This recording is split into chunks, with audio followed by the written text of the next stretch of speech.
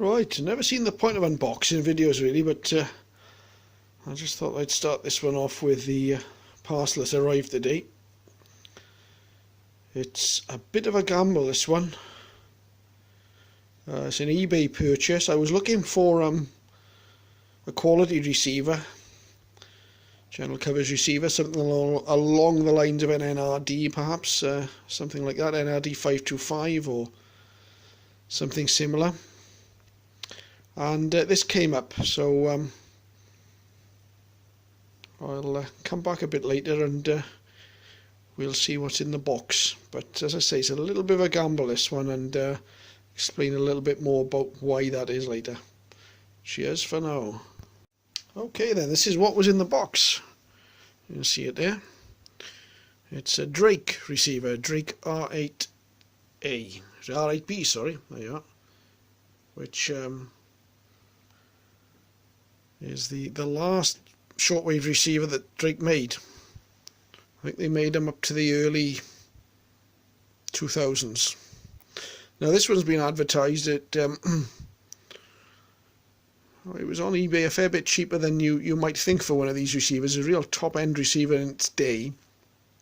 I had an R8A, the model prior to this one, some years back, and to be honest, I regret having ever sold it, but I did sell it, and that must have been 10, 12, maybe more years ago that I had the R8A, but it was a tremendously effective shortwave receiver.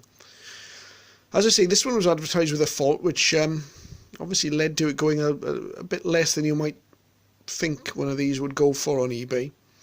It wasn't especially cheap though, I have to say, so I've taken a real gamble, because the fault as they advertised it normally simply relates to the internal clock that's in the receiver needing resetting. These receivers don't have backup batteries, as I understand, and once they're unplugged from the mains for any length of time, you get this particular error warning. Now this rig didn't come with a power lead. That's no great problem though, because if we look around the back of it, it's a standard connection, typical kettle lead as I know them, and I've got several receivers with those leads, and the R1000 here. We're going to try the lead from that, plug in the Drake, and we'll see what we get. Okay. Obviously somebody sending me a message on the phone here as well, so apologies for the background noise if you picked that up. So this is the fault as was advertised. Power loss. Now, I don't know whether we can do anything with that, but okay. Well, the receiver does turn on. As you can probably see there, the S meter is hard up to the right, but that's because the RF gain is there. Now we're not going to hear much because we've not got an antenna connected to this. The AF gain is turned down, and this power loss is going to keep coming up until I do something with the clocks, so we can perhaps try and work out how to set those. But it may be that I'm going to need to refer to the manual, because although I had one of these many years ago, I have no idea how one sets the time. Let's try that. Oh, I don't know. Maybe that's got rid of it. Okay. Right, well, let's try an antenna in the back of this and see if it does anything, and then we'll try and get the clock problem sorted. Well, okay, it's good news. Good news for me. I haven't managed to reset the clock properly, but got the receiver plugged in to the main station antenna here. Pulled the antenna out of my FT1000 amateur rig, and we've got radio Caroline testing. Caroline on 648 medium wave. There they are, coming in well. The receiver looks in pretty good shape, pretty good condition. just tune round. I think we can maybe alter the step, I don't know.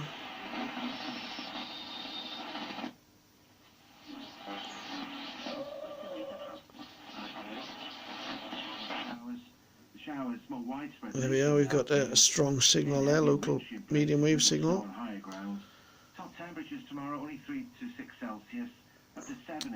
Definitely benefit from an external speaker, as everyone says about these R8s. The internal speaker's not that great, but certainly seems to be functioning okay.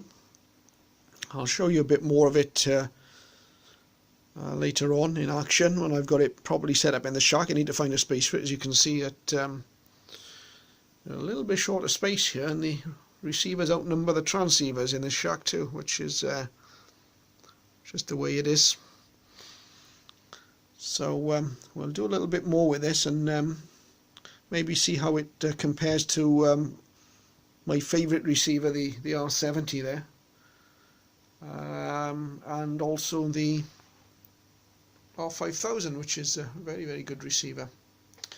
So anyway, there we go. I'm going to spend a little bit of time cleaning it up.